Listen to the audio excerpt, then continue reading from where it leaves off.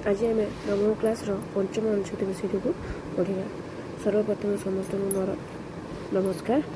देखु कौन दे संस्कृत भाषा प्राचीन भाषासु एकतमा जे संस्कृत भाषा प्राचीन भाषासु एकतम मैंने संस्कृत भाषा हूँ प्राचीन भाषा मानक मध्य अन्यतम अटे। वेदाः विश्वस्य प्राचीनतमः उपलब्धा ग्रंथा। वेदाः माने वेद गुड़िक विश्वस्य माने विश्वर पृथ्वीर प्राचीनतम माने पुरातन उपलब्ध ग्रंथ अटे। वेदाः विश्वस्य प्राचीनतमः उपलब्धा ग्रंथा। वेद गुड़िक विश्वर प्राचीनतम उपलब्ध ग्रंथ अटे। एते संस्कृत भाषा एवं सन्ति। एते माने आमर कौन हो आमर संस्कृत मान संस्कृत भाषायां सन्ति माने संस्कृत भाषा ही रही। एते संस्कृत भाषायां सन्ति एगुड़िक संस्कृतर भाषा ही रही। आम भाषायां को सन्धि विच्छेद कले कौन हम ना भाषा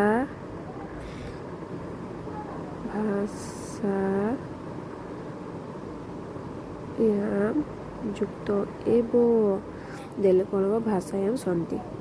अस्माकं संस्कृति ही संस्कृतमाश्रित। अस्माकं माने आम मानकर संस्कृति माने संस्कृत आश्रित माने संस्कृत को आश्रय करुचे। ताने संस्कृतमाश्रित को सन्धि विच्छेद कले कौन हम देखंतु ना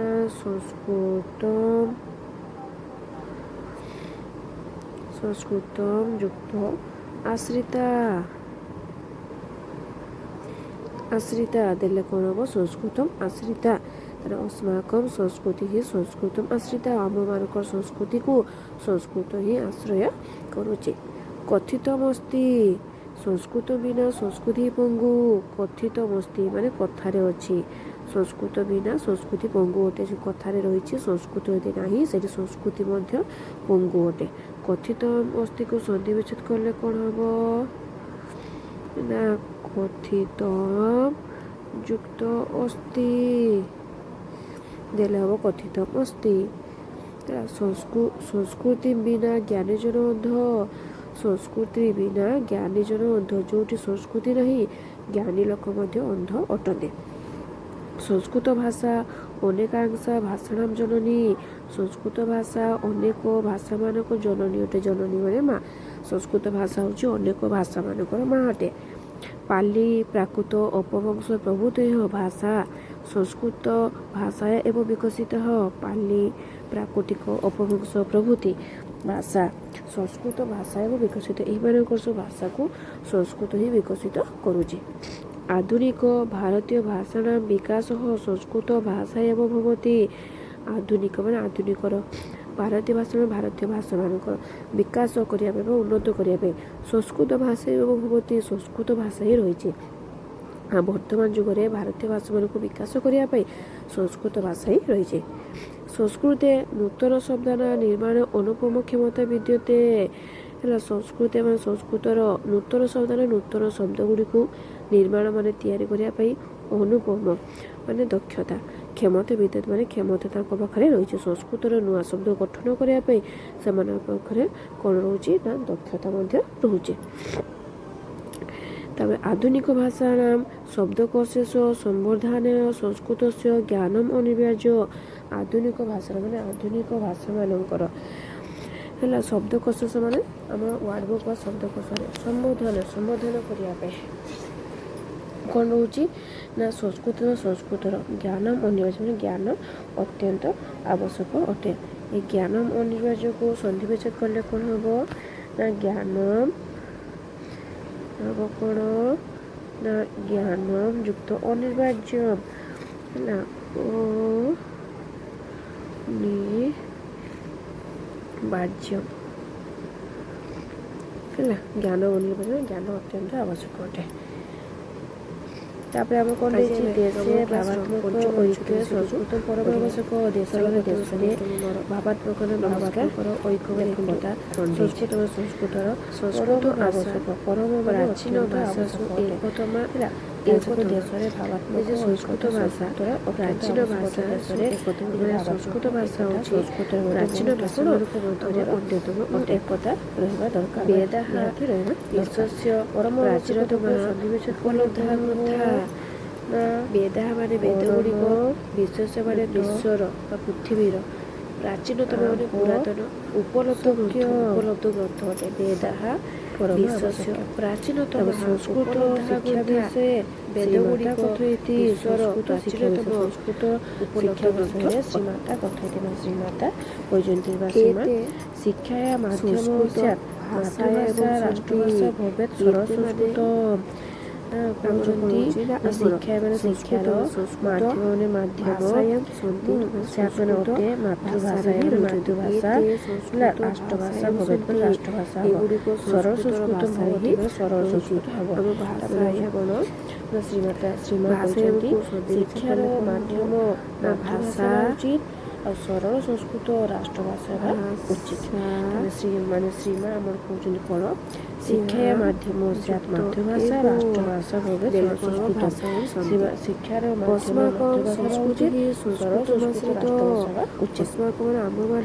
ଅନ୍ତରାଷ୍ଟ୍ରୀୟ ତୁ ସ୍ୟାତ୍ ସମ୍ପ୍ରତି ଆଙ୍ଗଳ ଭାଷା ଅନ୍ତରାଷ୍ଟ୍ରୀୟର ତୁ ମାନେ ଅଟେ ସ୍ୟାତ୍ ଅଟେ ସମ୍ପ୍ରତି ମାନେ ବର୍ତ୍ତମାନ ଆଙ୍ଗଳ ଭାଷା ମାନେ ଇଂରାଜୀ ଭାଷା। ତାହେଲେ ଅନ୍ତରାଷ୍ଟ୍ରୀୟ ତୁ ସ୍ୟାତ୍ ସମ୍ପ୍ରତି ଆଙ୍ଗଳ ଭାଷା ନା ବର୍ତ୍ତମାନ ଇଂରାଜୀ ଭାଷା ଅନ୍ତରାଷ୍ଟ୍ରୀୟ ଭାଷା ହୋଇପାରେ। ବର୍ତ୍ତମାନ ଇଂରାଜୀ ଭାଷା ହେଉଛି ଅନ୍ତରାଷ୍ଟ୍ରୀୟ ଭାଷା ହେଇପାରେ। ପିଲାମାନେ ଏବେ ଆମେ ଏବେ ଆମେ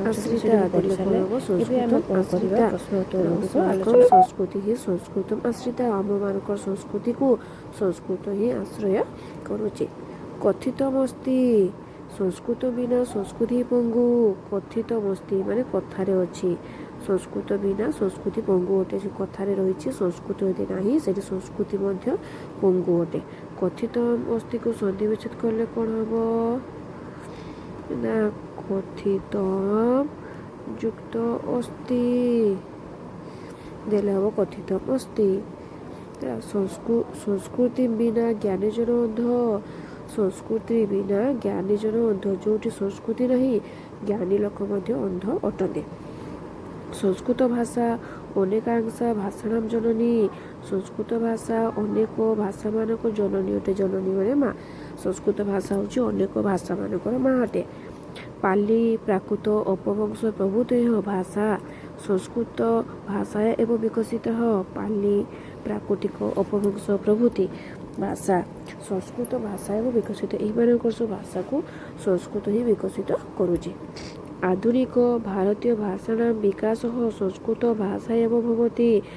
ଆଧୁନିକ ମାନେ ଆଧୁନିକର ଭାରତୀୟ ଭାଷା ଭାରତୀୟ ଭାଷାମାନଙ୍କର ବିକାଶ କରିବା ପାଇଁ ବା ଉନ୍ନତ କରିବା ପାଇଁ ସଂସ୍କୃତ ଭାଷା ଏବଂ ଭବତି ସଂସ୍କୃତ ଭାଷା ହିଁ ରହିଛି। ବର୍ତ୍ତମାନ ଯୁଗରେ ଭାରତୀୟ ଭାଷାମାନଙ୍କୁ ବିକାଶ କରିବା ପାଇଁ ସଂସ୍କୃତ ଭାଷା ହିଁ ରହିଛି। ସଂସ୍କୃତେ ନୂତନ ଶବ୍ଦାନ ନିର୍ମାଣ ଅନୁପମ କ୍ଷମତା ବିଦ୍ୟତେ। ହେଲା ସଂସ୍କୃତି ମାନେ ସଂସ୍କୃତର ନୂତନ ଶବ୍ଦାନ ନୂତନ ଶବ୍ଦ ଗୁଡ଼ିକୁ ନିର୍ମାଣ ମାନେ ତିଆରି କରିବା ପାଇଁ ଅନୁପମ ମାନେ ଦକ୍ଷତା କ୍ଷମତା ବିଦ୍ୟୁତ୍ ମାନେ କ୍ଷମତା ତାଙ୍କ ପାଖରେ ରହିଛି। ସଂସ୍କୃତର ନୂଆ ଶବ୍ଦ ଗଠନ କରିବା ପାଇଁ ସେମାନଙ୍କ ପାଖରେ କ'ଣ ରହୁଛି ନା ଦକ୍ଷତା ମଧ୍ୟ ରହୁଛି। ତାପରେ ଆଧୁନିକ ଭାଷାଣାଂ ଶବ୍ଦକୋଶେଷ ସମ୍ବର୍ଦ୍ଧନାୟ ସଂସ୍କୃତସ୍ୟ ଜ୍ଞାନମ୍ ଅନିବାର୍ଯ୍ୟ। ଆଧୁନିକ ଭାଷା ମାନେ ଆଧୁନିକ ଭାଷାମାନଙ୍କର ହେଲା ଶବ୍ଦକୋଶେଷ ମାନେ ଆମର ୱାର୍ଡ଼ ବୁକ୍ ବା ଶବ୍ଦକୋଷରେ ସମ୍ବୋଧନ କରିବା ପାଇଁ କ'ଣ ରହୁଛି ନା ସଂସ୍କୃତର ଜ୍ଞାନମ୍ ଅନିବାର୍ଯ୍ୟ ମାନେ ଜ୍ଞାନ ଅତ୍ୟନ୍ତ ଆବଶ୍ୟକ ଅଟେ। ଏ ଜ୍ଞାନମ୍ ଅନିବାର୍ଯ୍ୟକୁ ସନ୍ଧି ବିଚ୍ଛେଦ କଲେ କ'ଣ ହେବ ନା ଜ୍ଞାନମ୍ ହେବ କ'ଣ ନା ଜ୍ଞାନମ୍ ଯୁକ୍ତ ଅନିବାର୍ଯ୍ୟ ହେଲା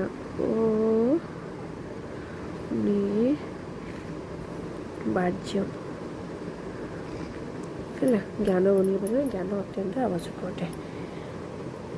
ତାପରେ ଆମର କ'ଣ ଦେଇଛି ଦେଶେ ଭାବାତ୍ମକ ଐକ୍ୟ ସଂସ୍କୃତ ପରମ ଆବଶ୍ୟକ। ଦେଶ ମାନେ ଦେଶରେ ଭାବାତ୍ମକର ଐକ୍ୟ ମାନେ ଏକତା ସଂସ୍କୃତ ମାନେ ସଂସ୍କୃତର ପରମ ଆବଶ୍ୟକ। ପରମ ମାନେ ଅତ୍ୟନ୍ତ ଆବଶ୍ୟକ ଅଟେ ହେଲା। ତାଙ୍କ ଦେଶରେ ଭାବାତ୍ମକ ଐକ୍ୟତା ସଂସ୍କୃତର ଅତ୍ୟନ୍ତ ଆବଶ୍ୟକ ଅଟେ। ଦେଶରେ ନିଜ ଭାବାତ୍ମକ ଏକତା ସଂସ୍କୃତରେ ମଧ୍ୟ ବହୁତ କ'ଣ ଆମର ଏକତା ରହିବା ଦରକାର ବା ନିହାତି ରହିବା ଦରକାର। ପରମ ଆବଶ୍ୟକଟାକୁ ସନ୍ଧି ବିଚ୍ଛେଦ କଲେ କ'ଣ ହେବ ନା ପରମ ଯୁକ୍ତ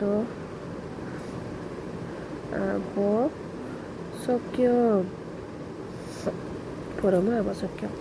ତାପରେ ସଂସ୍କୃତ ଶିକ୍ଷା ବିଷୟ ଶ୍ରୀମାତା କଥୟତି। ସଂସ୍କୃତ ଶିକ୍ଷା ବିଷୟରେ ଶ୍ରୀମାତା କଥୟତି ନା ଶ୍ରୀମାତା କହିଛନ୍ତି ବା ଶ୍ରୀମାନ ଶିକ୍ଷା ମାଧ୍ୟମ ସ୍ୟାତ୍ ମାତୃଭାଷା ରାଷ୍ଟ୍ରଭାଷା ଭବେତ୍ ସରଳ ସଂସ୍କୃତ।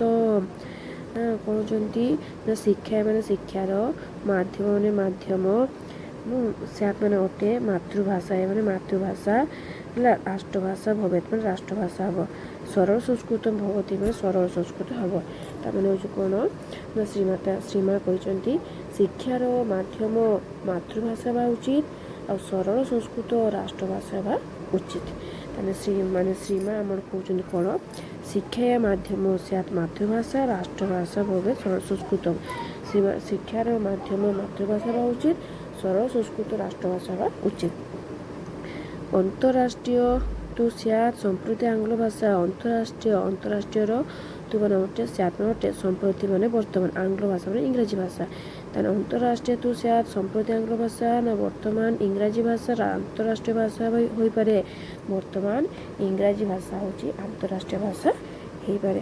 ପିଲାମାନେ ଏବେ ଆମେ ଅନୁଚ୍ଛେଦ ବିଷୟଟିକୁ ପଢ଼ି ସାରିଲେ ଏବେ ଆମେ କ'ଣ କରିବା ପ୍ରଶ୍ନ ଉତ୍ତର ଗୁଡ଼ିକ ଆଲୋଚନା। ସଂସ୍କୃତ ଭାଷା କାହା ଭାଷା ବିକଶିତ। ସଂସ୍କୃତ ଭାଷା କେଉଁ ଭାଷାରେ ବିକଶିତ ଅଟେ ନା ଆମର ଆନ୍ସର୍ ହେବ କ'ଣ ନା ପାଲି ପ୍ରାକୃତ ଅପଭ୍ରଂଶ ପ୍ରଭୃତିର ଭାଷା ସଂସ୍କୃତ ଭାଷା ଏବଂ ବିକଶିତ। ଆମର କ'ଣ ହେଉଛି ନା ଦେଖନ୍ତୁ ପାଲି ପ୍ରାକୃତ ଅପଭ୍ରଂଶ ଭାଷା ସଂସ୍କୃତ ଭାଷା ଏବଂ ବିକଶିତ। ତାହେଲେ ଆମର କ'ଣ ହେଉଛି ନା ପାଲି ପ୍ରାକୃତିକ ଅପଭ୍ରଂଶ ପ୍ରଭୃତି ଭାଷା ବିକଶିତ ହୋଇଛି। 1 ନମ୍ବର ଦିଲା କ'ଣ ଆଧୁନିକ ଭାରତୀୟ ଭାଷାର ବିକାଶ କୟା ଭାଷା ଭବତି। ଆଧୁନିକ ଭାରତୀୟ ଭାଷାମାନଙ୍କର ବିକାଶ କେଉଁ ଭାଷାର ହେଉଛି ତାର କ'ଣ ହେବ ଆନ୍ସର୍ ନା ଆଧୁନିକ ଭାରତୀୟ ଭାଷା ଗୁଡ଼ିକର ବିକାଶ ସଂସ୍କୃତ ଭାଷା ଦ୍ୱାରା ହୋଇଅଛି। ଆର ଆନ୍ସର୍ ହେବ ତାହେଲେ କ'ଣ ସଂସ୍କୃତ ଭାଷା ଦ୍ୱାରା ହୋଇବ। 2 ନମ୍ବର କ୍ୱେଶ୍ଚନଟି କ'ଣ ଦେଇଛି ଏକେନ ପଦେନ ସଂସ୍କୃତ ଭାଷା ମାତୃଭାଷା ଏବଂ ଉତ୍ତର ଲିଖତ। ଗୋଟିଏ ପଦରେ ସଂସ୍କୃତ ଭାଷା ବା ମାତୃଭାଷାର ଉତ୍ତର ଲେଖ ବୋଲି ଦେଇଛି। ବେଦାଃ କସ୍ୟାଃ ଭାଷାୟାଂ ସନ୍ତି। ବେଦ ଗୁଡ଼ିକ କେଉଁ ଭାଷାରେ ରହିଛି ଆନ୍ସର୍ ହେବ କ'ଣ ନା ଆମର ଆନ୍ସର୍ ହେବ କ'ଣ ନା ସଂସ୍କୃତ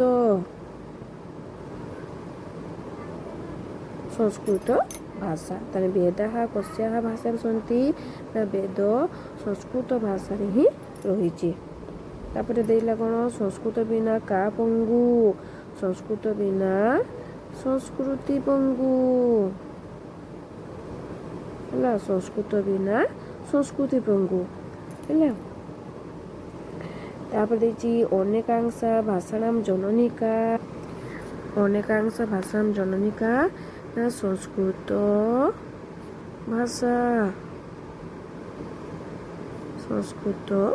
ଭାଷା ଅନେକ ଭାଷାମାନଙ୍କର ଜନନୀ କିଏ ନା ସଂସ୍କୃତ। ତାପରେ ଦେଇଛି କିମର୍ଥମ୍ ସଂସ୍କୃତମ୍ ପରମ ଆବଶ୍ୟକ ନା ଆନ୍ସର୍ ହେବ ଭାବାତ୍ମକ ଆଉ ଐକ୍ୟ।